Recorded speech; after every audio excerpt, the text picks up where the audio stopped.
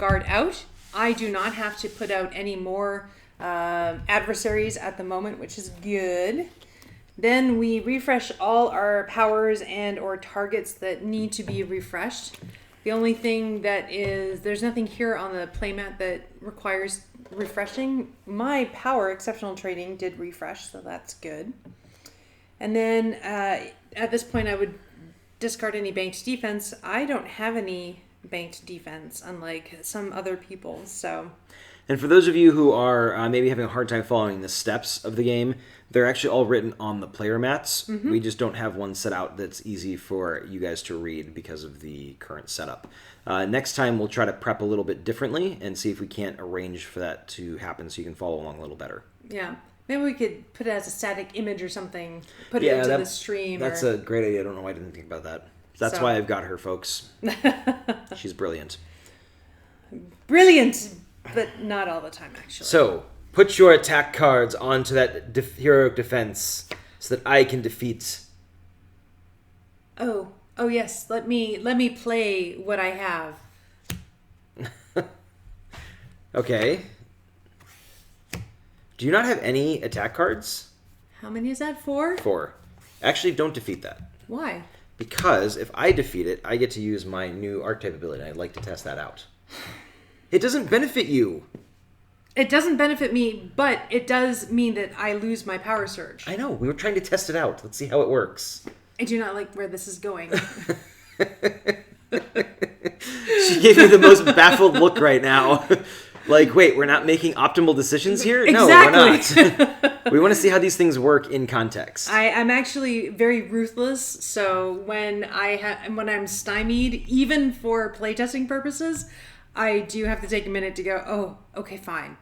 I'll take the hit. So in that case then, since I don't actually have any attack cards, I can't put any towards heroic defense. Right.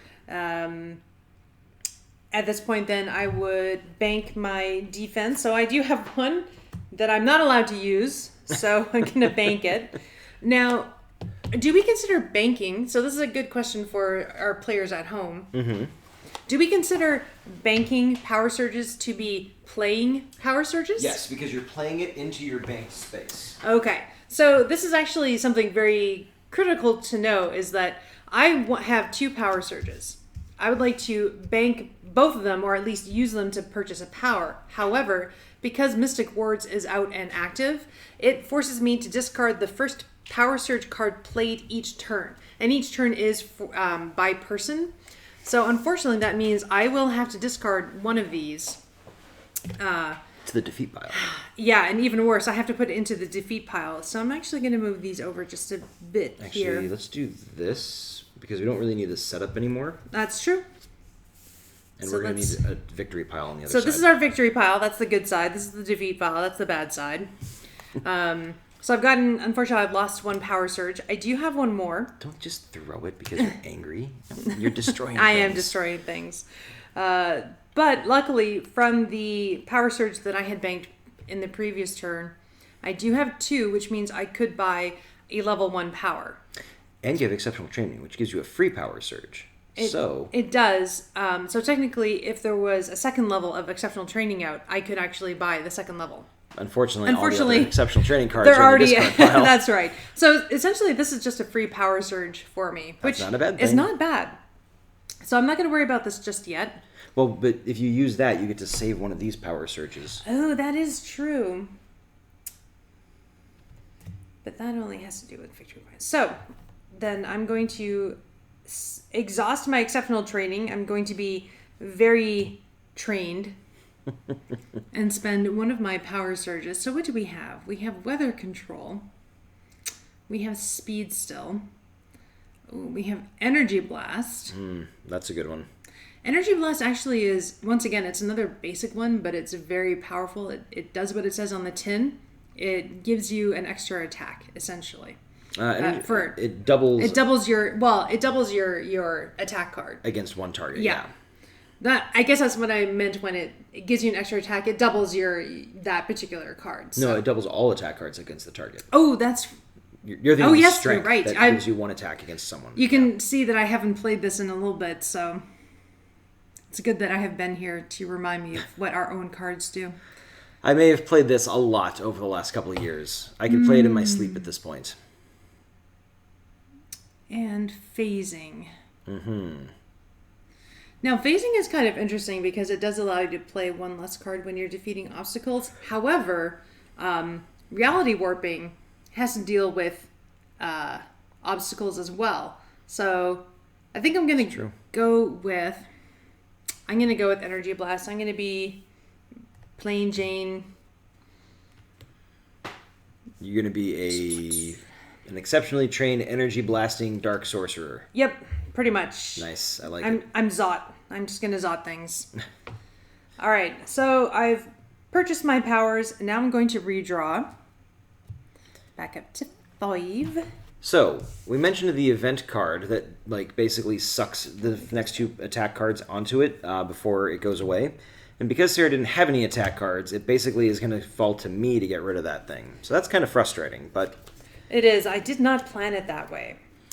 Oh, but you know what? Before I even take my turn, we have to do... hold on. I still have a whole bunch of other things that need to happen. She just gave me the talk to the hand symbol, so or gesture. So I'm gonna hang out here. All right. So this event is persistent, essentially. It stays out there. It's going to stay out here until we actually deal with it. Yeah. So I actually have to play another event card. So let's see what the dice have in store. Ooh, Retributive Strike. Are you serious? Oh, God. Really? Okay. So this is actually not so hot in conjunction with Heroic Defense. Let me just display that for you. So Retributive Strike is another persistent event. It has a reaction ability. Says that the first player to play an attack card after Retributive Strike comes into play must immediately discard 1 card at random from their hand. Basically represents whoever you punched punching you back.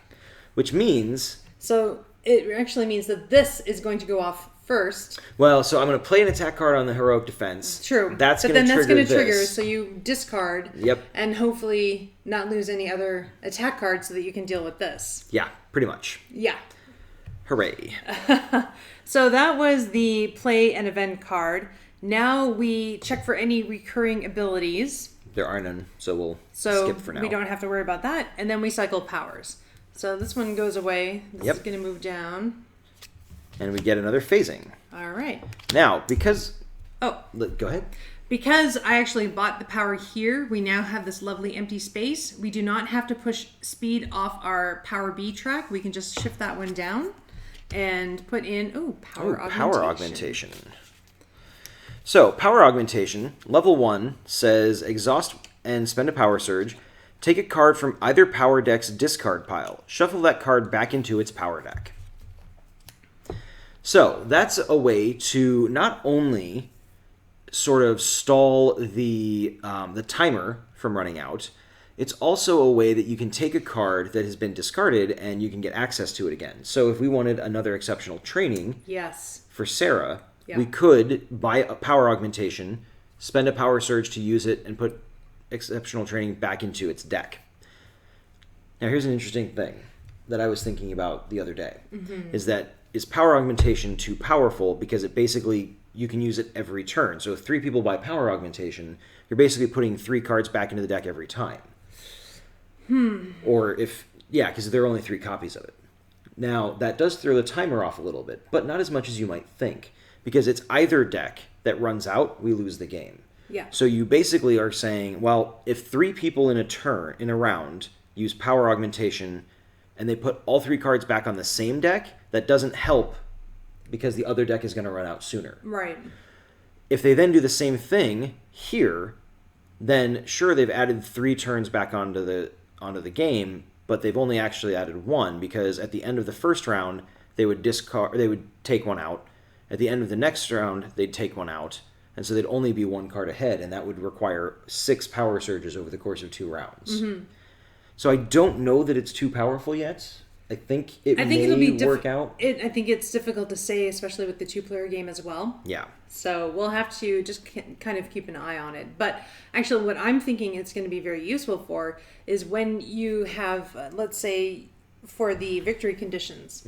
If you, by some unfortunate circumstance, have lost a significant number of those powers that you need in order to put into the victory pile, you can use power augmentation to give yourself a fighting chance. Yep. Yeah, it kind of is a stalling tactic in a way. Yeah. And then level 2 of power augmentation is awesome because it lets someone use a power as if it were level 2. So that's kind of fun. Yeah. But, so that power came out, and now it's going to pass over to my turn. So, checking for heroes and guards. We still have a guard in play from Sarah's turn because she was lazy. Biding my time. So I don't have to play any more heroes or guards. I'm going to refresh powers and targets. We're good there. And then I've got 2 defense cards left over that I'm going to discard. Look at that. You could have actually used them to defeat something last turn. Actually, I didn't have enough. I would have required 3. Which is why I was saying if you had spent your power surge on turn 1, I could have defeated it. Right, but if you had actually just put that out there, then I could have defeated it. Yeah, but then I wouldn't be able to use my archetype ability. I want to use my archetype ability.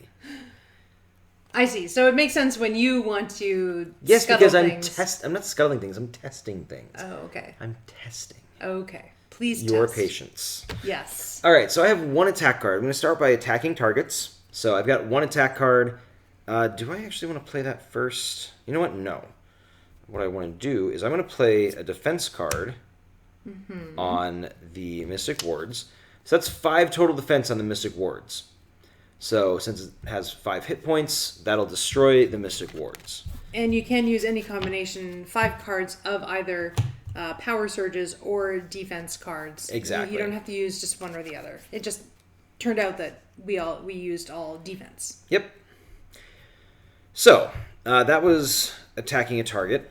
Now, because I am the tech savant, anytime I defeat an obstacle, I may select a power in either power track, and I may immediately use the level 1 ability of that power, paying any associated costs as normal. So that's kind of awesome. I'm going to exhaust to do that. And I'm going to choose Shapeshift. And with Shapeshift, I'm going to turn my 1 attack card into a defense card, and so that I can put it in my defense space. So now I don't have any attack cards, which means I'm leaving these cards for Sarah to deal with because I'm being a jerk. I love you. I love you. I know where you sleep. I know you do. So I've got 2 defense cards effectively, and then I've got 2 power surge that I'm going to bank. But then, yeah, exactly. All right, so I've got 2 power surges. I'm going to spend those. Oh, you know what? I'm actually going to spend my 2 power surges and my 1 victory point, and I'm going to buy Reality Warping level 2, which says that I can spend a power surge, draw the top hero from the hero deck, put it into play, or shuffle it back into the hero deck. If you put it into play, you may shuffle 1 hero in play into the hero deck.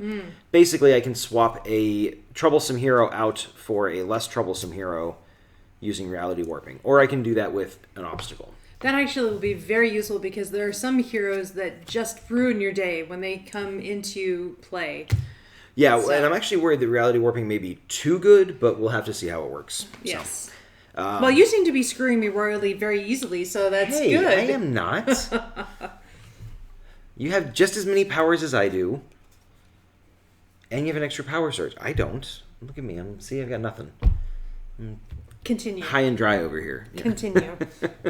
All right, so I attacked. I banked my defense and power surges. I bought a power. Now I'm going to redraw back up to 5.